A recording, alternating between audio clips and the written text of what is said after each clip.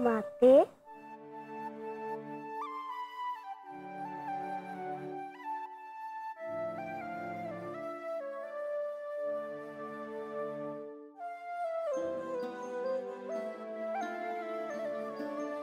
झाली झोप?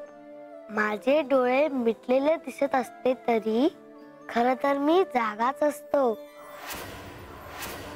तू हे असं काहीतरी बोलतोस आणि मग मला प्रश्न पडतात की तू असं का बोललास.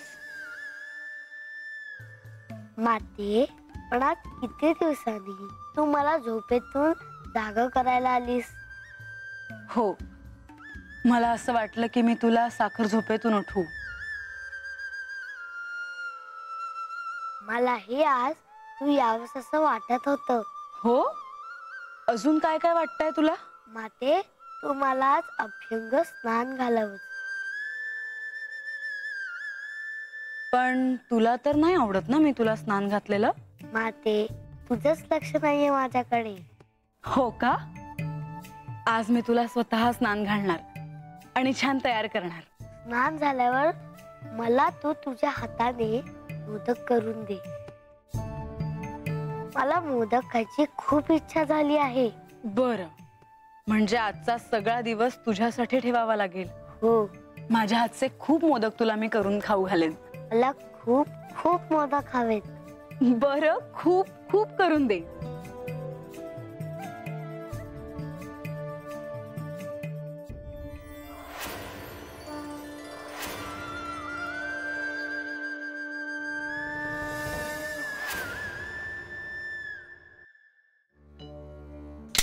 नारायण नारायण नारायण नारायण.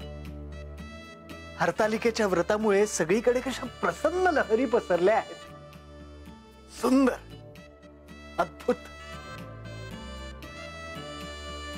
वाड्यात कुणीच कसे दिसत नाही.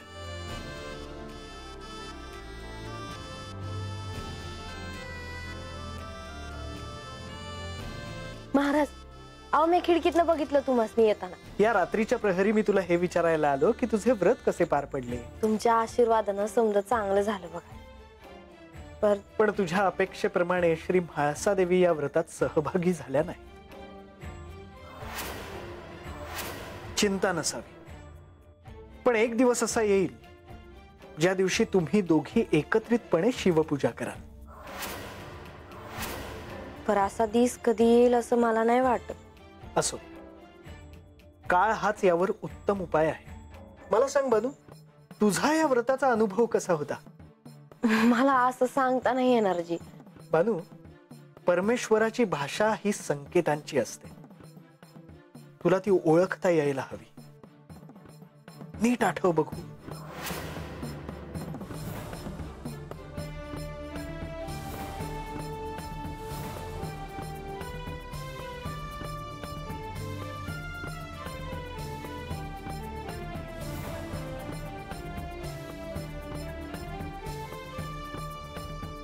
महाराज, अहो मी पूजा करत असताना मला असं वाटलं का माझ्या संग अजून कोणीतरी आहे. नारायण नारायण, एवढंच पुष्कळ आहे. तुझे व्रत सफल झाले. आता तुला सत्य समजण्यापासून कोणीही थांबवू शकत नाही. येणाऱ्या काही दिवसात तुला अशा काही दिव्य गोष्टींचे दर्शन होईल ज्यामुळे तुझा जन्म सार्थक होईल. मनुष्य जे पाहण्यासाठी, जे अनुभवण्यासाठी जन्मोजन्म घालवतो ते तुला प्राप्त होईल. खरंच महाराज? होय बानू, हे या विष्णू भक्ताचे शब्द आहेत. असे असत्य नाही ठरणार. मी त्या गटकेची वाट बघल महाराज. आत्मज्ञान प्राप्त करण्याच्या यात्रेत एक अत्यंत महत्वाची पायरी ओलांडली असतो. येतो मी. नारायण नारायण.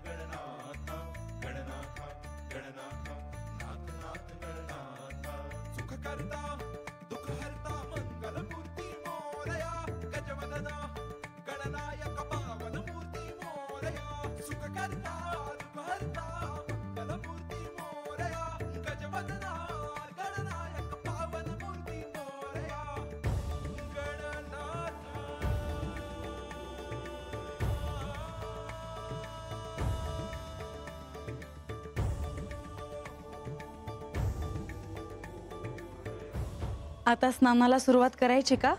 हो, मला उष्ण पाणी हवे आहे. हो, नाहीतर थंडी वाजेल आमच्या गणेशाला.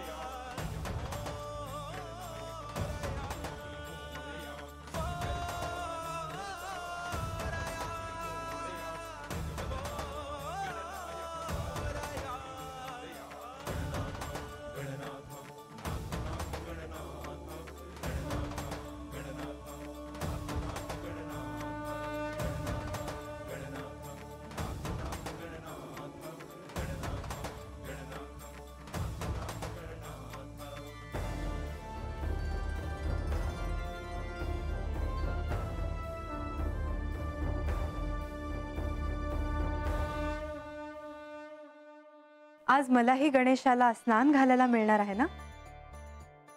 मी तुमचीच वाट पाहत होतो. मला ठाऊक आहे, म्हणूनच आले आहे मी. या देवी.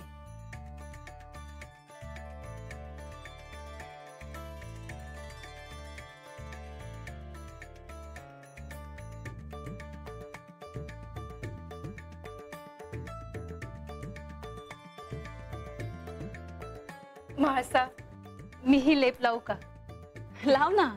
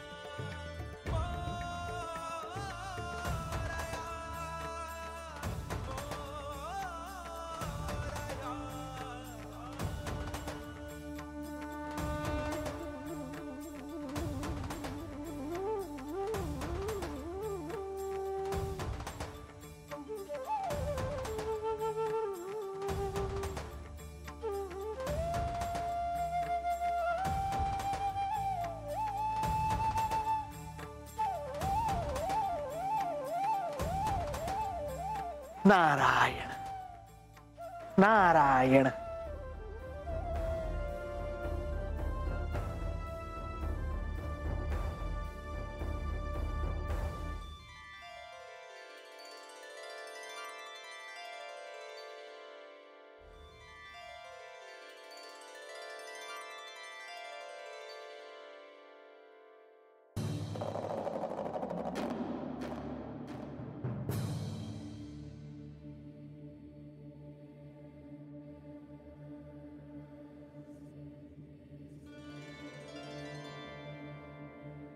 नारायण नारायण. मुनिवर, तुमच्या येण्याची चाहूल मला लागली होती. देवा, आपले दर्शन होतच असते, परंतु ब्राह्म मुहूर्तावर आपले दर्शन झाले हे माझे महत भाग्य. आकाशात ग्रह नक्षत्रांची स्थिती पाहिली आणि पावलं गडाकडे आपोआप वळली. श्री गणेशांचा जन्मोत्सव सुरू झाला. सगळे देव देवी देवता, पंचमहाभूत, चेतना, शक्ती सगळेच त्यांच्या जन्मोत्सवासाठी सज्ज झाले आहेत. ह्या जेजुरी गडावर सर्व देवी देवतांनी येऊन इथली भूमी, अवकाश पवित्र केलं आहे. त्यांना दिव्यत्वाचा स्पर्श केला आहे. भविष्यात इथे श्रद्धेने येणाऱ्या भक्तांना देखील त्यांचा आशीर्वाद मिळणार आहे. इथे साक्षात श्री गणेशाचे अस्तित्व आहे. पण साक्षात श्री गणपती इथे असूनही मला त्यांचे उघडपणे स्तवन करता येत नाही, किंवा त्यांना श्री गणेश म्हणून भेटता येत नाही. मुनिवर, मला कळत आहे, पण म्हाळसेला हे स्मरण नाही की तोच श्री गणेश आहे. तिला तिची स्वतःची ओळख पटली की तिला सर्व काही आठवेल. पण मुनिवर, तोपर्यंत आपल्याला थांबावे लागेल. होय देवा, आता कधी एकदा श्री गणेश समोर येत आहेत आणि मी त्यांचे दर्शन घेतो आहे असे झाले आहे. त्यांच्यावर किती स्तुती सुमन उधळतो आहे असे झाले आहे. तत्पुरुषाय विद्महे वक्रतुंडाय धीमहि तन्नो दन्ती प्रचोदयात.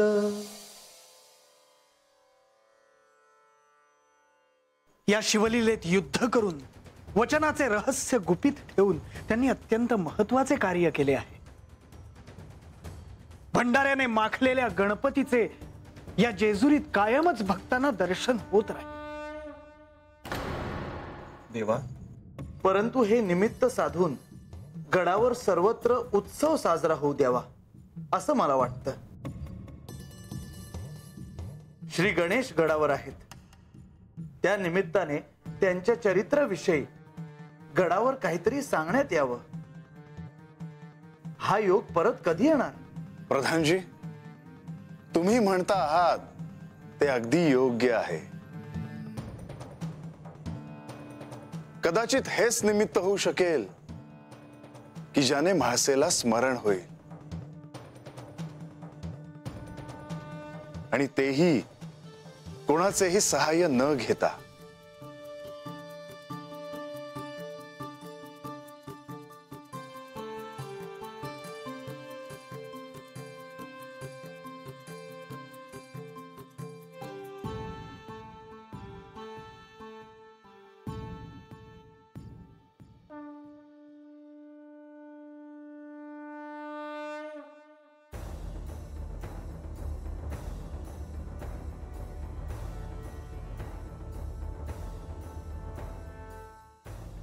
शुभम भवतु.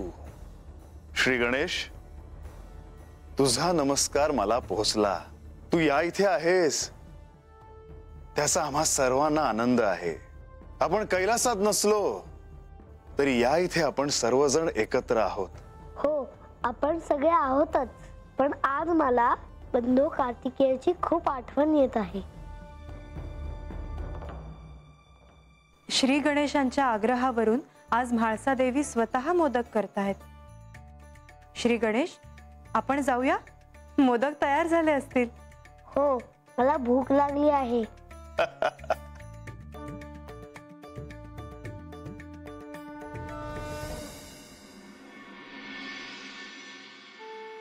गणोबा, गणोबा, हे गणोबा, ऐकू येईना होय तुला? आता थांबलोय ना मग, कशा पाहिजे एवढा वरडायला लागलायसा? आता ते बी तुम्हालाच विचार. राजवाड्यामध्ये समदेसने कामाला लावून तू गेला, पर यो वाडा आज कशा पाहिजे सजवायचा आहे ते कुठे सांगितलंस? ते मला काय ठाऊ नाही ग. थांब थांब थांब थांब थांब थांब थांब थांब. म्हणजे तुला ठाऊ नाही?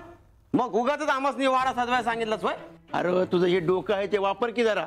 म्या कशा पाय सांगू, मला परदानजी म्हणले म्हणून मी सांगितलं. अरे पर कारण असल्याशिवाय उगाच सांगणार आहे होय वाडा सजवाया. मला वाटतंय की कोणीतरी राजवाड्यामध्ये येणार असेल बघ. राजवाड कोण येणार आहे? म्हणजे कोणीतरी देव माणूस नाही तर देवांचं पाहुणं. अरे त्याच्याशिवाय एवढं समज करायला सांगितलं होय. हा ते बी आहे. हे तुला एक विचारत राहिलं बघ. काय तुझ्या कानावर आला असेलच. काय? अरे आज ते गणेश आहेत ना, त्यासनी म्हाळसा देवीने स्वतःच्या हाताने आंघोळ घातली, त्यासनी नवीन नवीन कापड दिली, ओवाळलं बी, आणि आता स्वतःच्या हाताने मोदक बनवून त्यासनी भरवणार बी आहे ती. पण हे तुला समजा कोणी सांगितलं रे? अरे गडावर समजाच नाही ठाव आहे. अरे हे बंडोबा बरं असं आज हाय तरी काय कोणाच ठाव काय आहे ते. जाऊ दे अरे, आपण न यायचा एवढा विचार कराया. आपण आपलं वाड्यामध्ये जाऊया, आपल्याला माफ कामं पडलीत. चल म्हणजे आता काय सांगायचं तुला.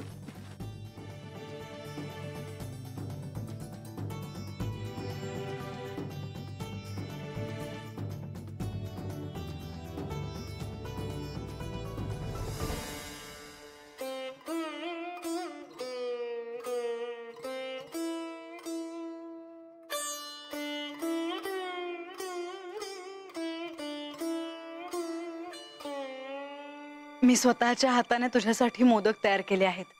हवे तेवढे खा. मी नाही खाणार.